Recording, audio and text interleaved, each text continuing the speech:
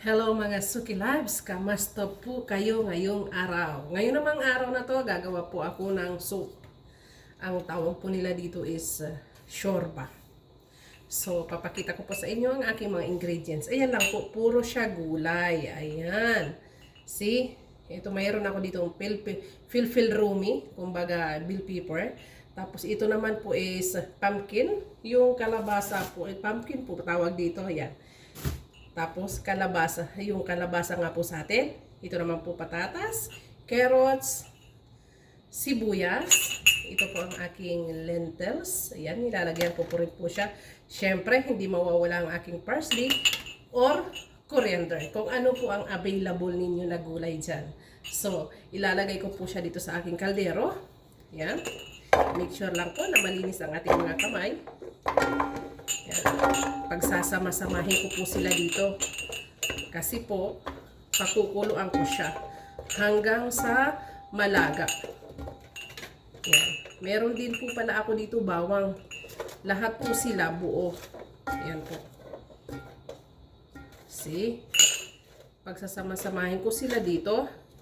At saka itong lentils po. Ilalagay ko siya dyan. May natira pa dito. Pero, ang aking coriander or parsley is ihuhuli ko po. And then, lalagyan ko po siya ng tubig.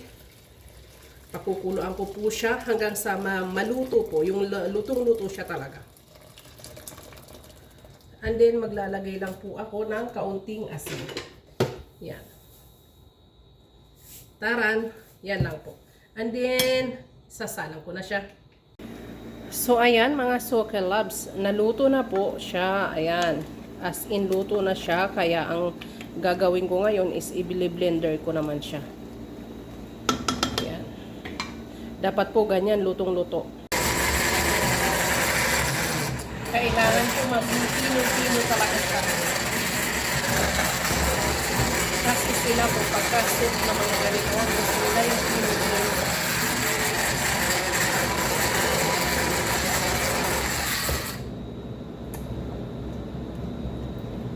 Tingin ko naman pinong-pino na. Okay na siya.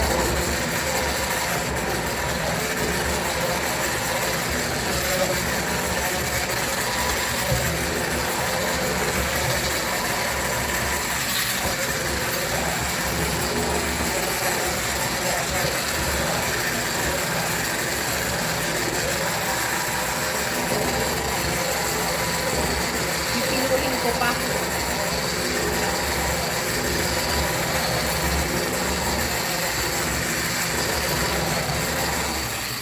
Para feel na feel silang hihigop.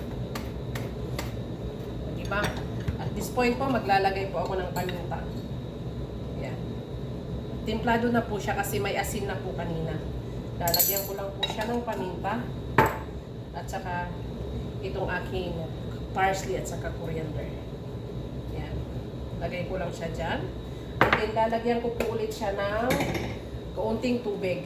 Kasi lulutuin ko po siya ulit. Hindi siya pwedeng malapot na malapot, hindi naman siya pwedeng malabnaw. Dapat po, sakto lang talaga. Ubusin ko na yung ating coriander. Sayang. O diba?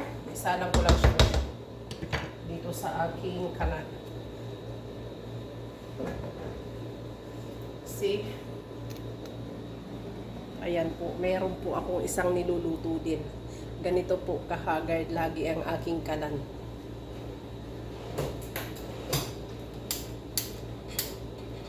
Yan.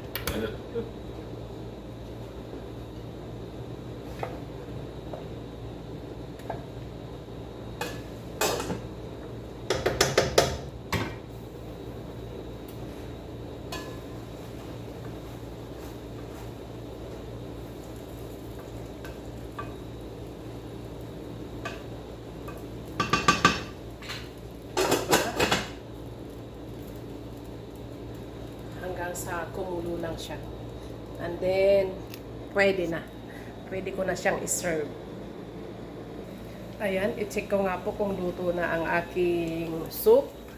Ayan, ipapakita ko po sa inyo ang texture niya. Ganito po ang ano niya, ang texture niya ganito. Ayan. See? Dapat hindi siya malabnaw at hindi rin siya malapot. Wow. So, ayan na po siya.